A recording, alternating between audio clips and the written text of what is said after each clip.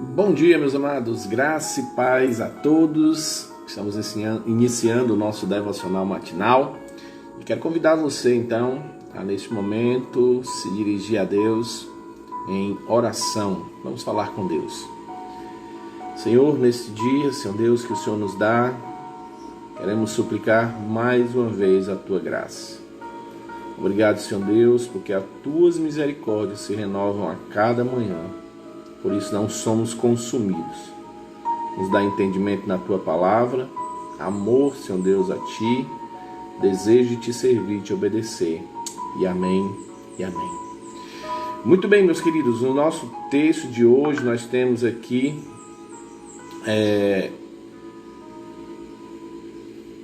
Lamentações, capítulo 3, do versículo 21 ao 26.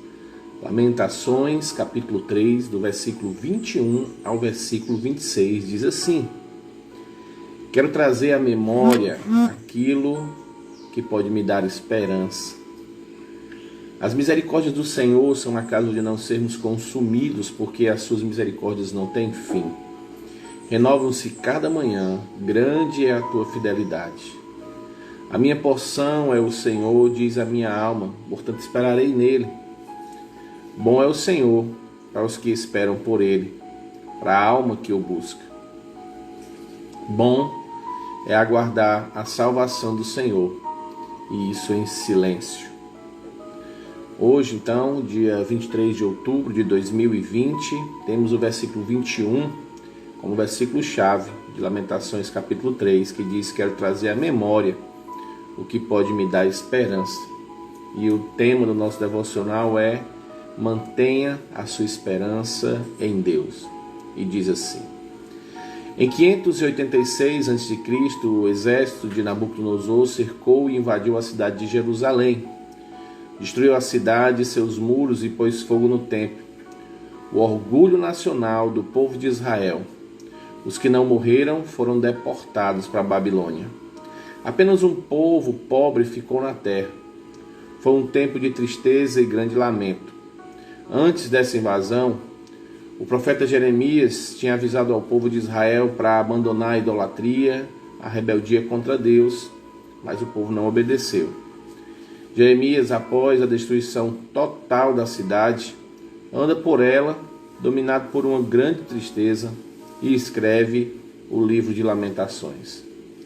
Mesmo diante de uma indescritível dor, o profeta, no capítulo 3 de Lamentações, derrama toda a sua esperança em Deus.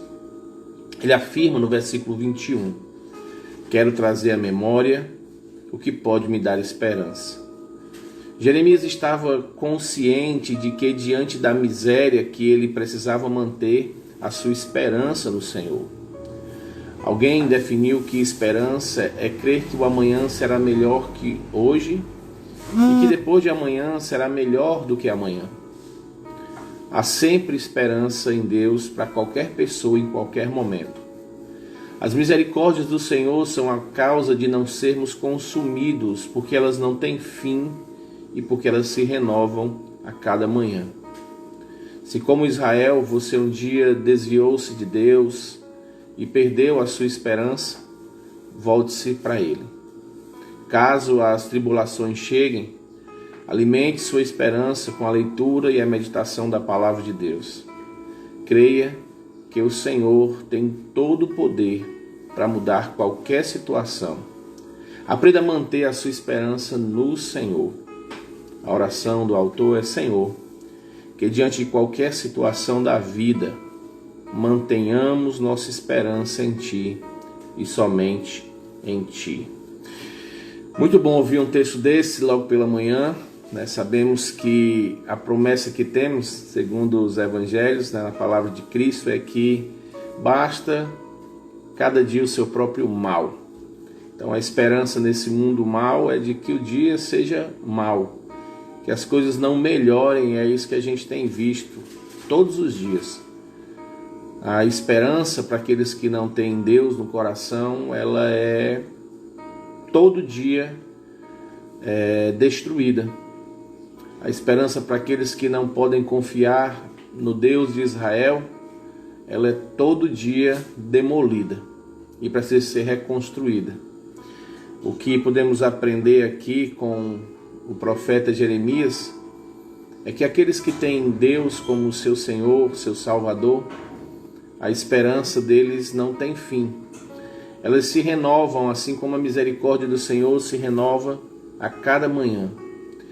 Jeremias estava num momento sombrio onde Deus estava castigando severamente o seu povo, porque eles estavam agindo completamente em desobediência a Deus. Eles estavam vivendo na idolatria, longe de Deus, vivendo em rebeldia completa.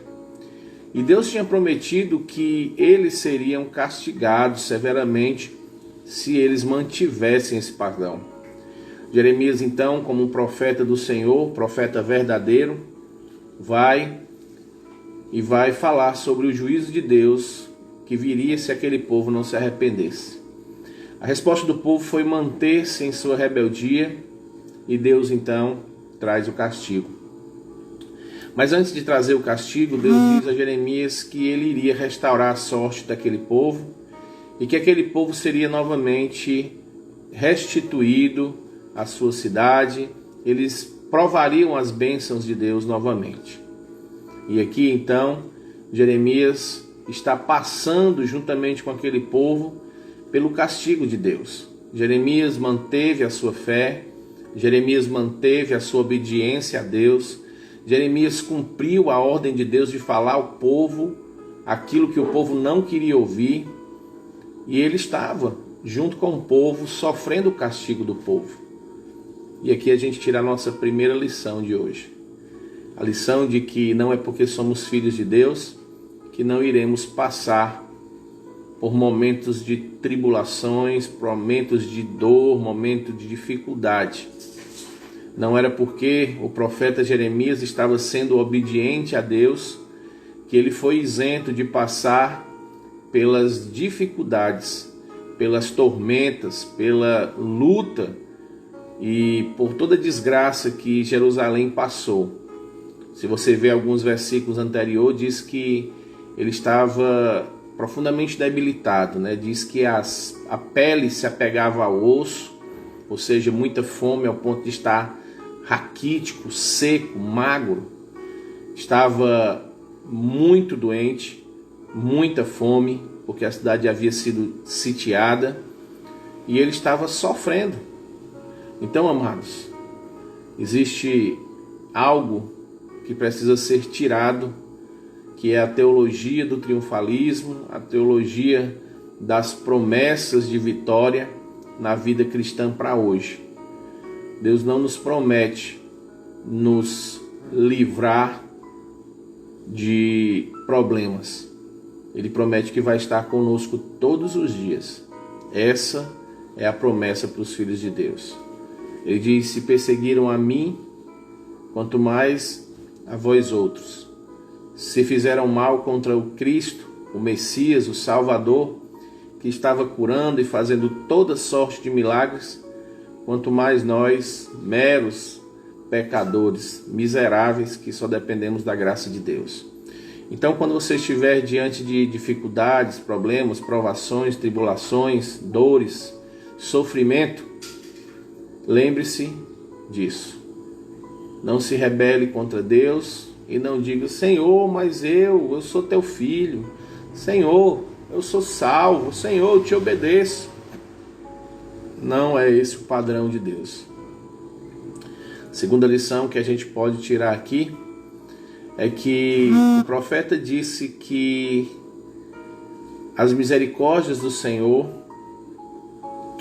ele diz no versículo 21 que ele queria trazer à memória aquilo que dava esperança. Isso aqui é interessante. Jeremias consegue ver esperança mesmo diante de tanta desgraça, diante de tanta tristeza. E a esperança que Jeremias vê é que ele sabe que as misericórdias do Senhor eram a causa deles não serem ainda consumidos, deles estarem vivos. Ele sabia que Deus havia prometido a restauração. Ele sabia que aquele sofrimento um dia teria fim. Ele sabia que um dia tudo iria voltar ao normal. E essa aqui é a nossa segunda lição para hoje. Meus amados, não tenham dúvida. Um dia tudo vai voltar a ser como deve ser. Um dia, o que Deus planejou para o seu povo vai acontecer. Um dia, nós, os salvos, iremos parar verdadeiramente de sofrer. Um dia as lágrimas dos nossos rostos serão enxugadas, serão tiradas. Um dia o sofrimento, a morte, a dor, a enfermidade vai acabar. E é isso que nós devemos trazer à memória. É a certeza de que a misericórdia do Senhor não tem fim. É a certeza de que ela se renova a cada manhã.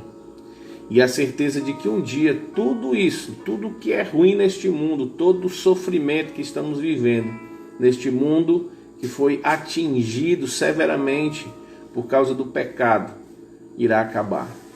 Um dia estaremos com o nosso Senhor e Salvador, em novo céu e nova terra. É essa esperança que deve permear o meu coração e o seu. Não fique criando expectativa de que o problema vai acabar amanhã. Não fique criando expectativa de que a sua vida vai melhorar quando acordar. Porque você pode acordar e não ter melhorado, e isso pode lhe trazer frustração. Mas tenha a convicção aqui de Jeremias de saber que as misericórdias do Senhor podem te dar esperança. E a misericórdia do Senhor é a certeza da vida eterna. Isso enche o nosso coração de esperança. Então ele diz aqui que as misericórdias do Senhor são a causa de não sermos consumidos. Ele afirma que a porção dele, aquilo que era dele era o Senhor. Em outra versão, ele diz a si mesmo assim, versículo 24. O que eu realmente quero na vida é o Senhor, viver junto com Ele. Por isso vou colocar toda a minha esperança nele. E aí, Jeremias diz: o Senhor é tudo que eu quero. Eu não preciso mais nada nesse mundo. E essa deve ser a sua visão e a minha, diante das dificuldades. As dificuldades vêm, muitas vezes, para fazer com que olhemos mais para o Senhor e deixemos de olhar para este mundo e para as coisas passageiras desse mundo. E ele continua dizendo: o Senhor é bom para aqueles que confiam nele, para aqueles que procuram de todo o coração. Ou seja, o Senhor é bom para aqueles que são fiéis a ele, para aqueles que foram alcançados pela graça dele. Não tenha medo.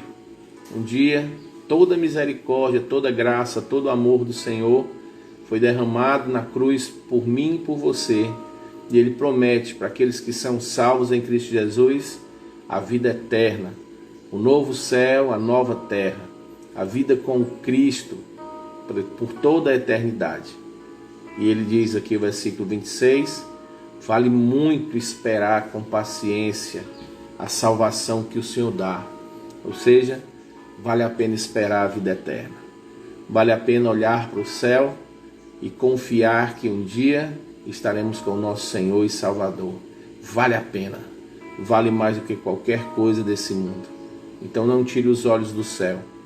E ele diz no versículo 27, é bom o jovem aguentar a disciplina.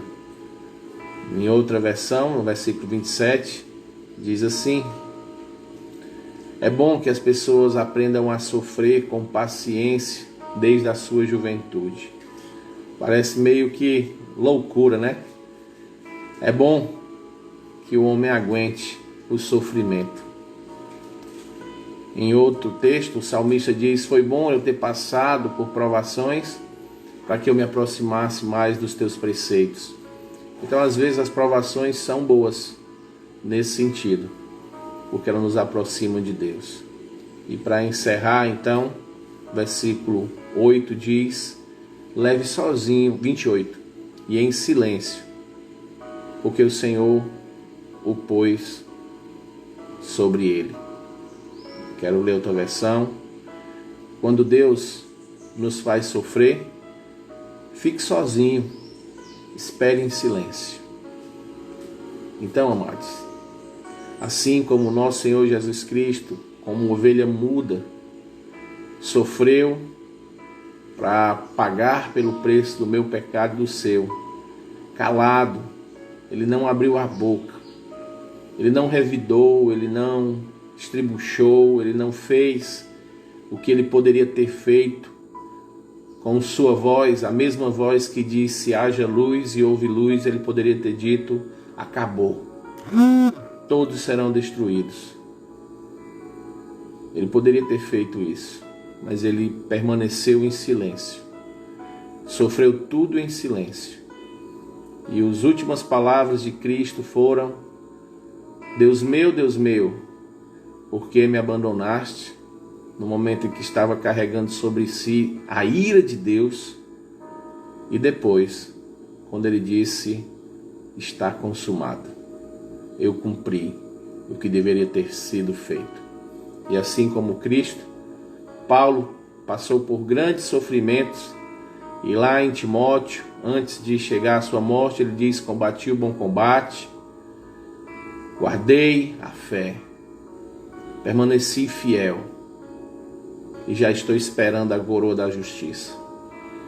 Que as nossas palavras sejam somente essas, que o silêncio seja o nosso objetivo nos momentos de dor. Que nós não reclamemos de Deus, não esbravejemos, não fiquemos revoltados, mas que as nossas palavras sejam: está consumado, Senhor, está feito, o Senhor quer fazer a tua vontade, então faz a tua vontade na minha vida.